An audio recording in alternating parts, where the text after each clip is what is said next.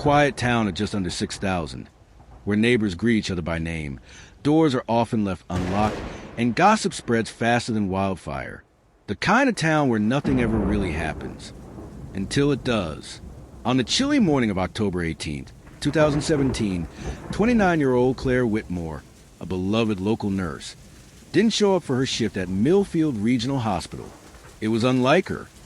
Claire was reliable, punctual, the kind of person you'd want by your side in an emergency. When her co-workers couldn't reach her, they assumed she might be sick. But by that afternoon, when she missed picking up her goddaughter from school, something she'd never forget, concern turned into panic. Her silver Honda Accord was still parked in her driveway. Her purse and keys were inside. The front door was unlocked. But Claire was gone. News of her disappearance spread like a shockwave. Candlelight vigils, missing posters, search parties in the woods. The entire town came together. She was like sunshine, one neighbor said. She took care of people even when she was off the clock. Local authorities initially suspected a random act of violence. Maybe a break-in gone wrong. Maybe a stranger passing through. But there were no signs of struggle. No forced entry. No DNA that didn't belong. Just silence. 2 weeks into the investigation, Claire's phone pinged.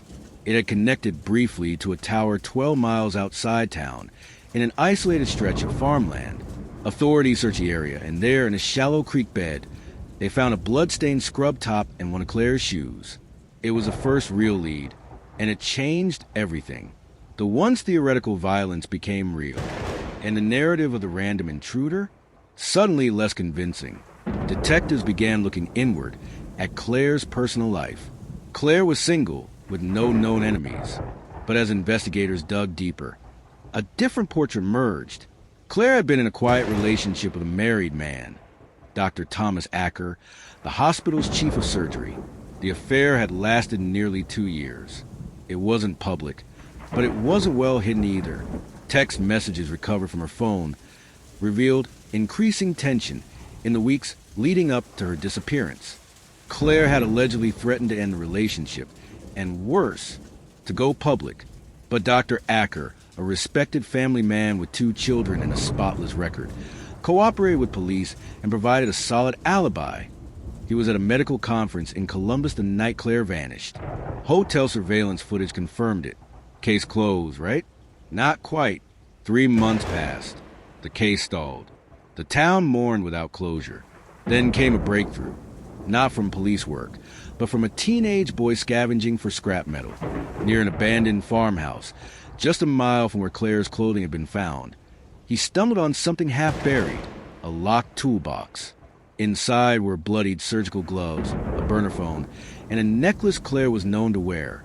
The gloves were traced back to Millfield Hospital inventory. The burner phone, after months of tech work, finally revealed a shocking number. It had been in frequent contact with Dr. Acker's wife, Linda Acker.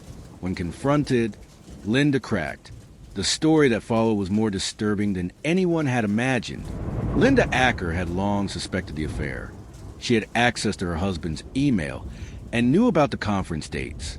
The timing, she realized, would give her the perfect alibi by association. Consumed by rage and humiliation, she allegedly confronted Claire on the guise of a friendly conversation. Things escalated.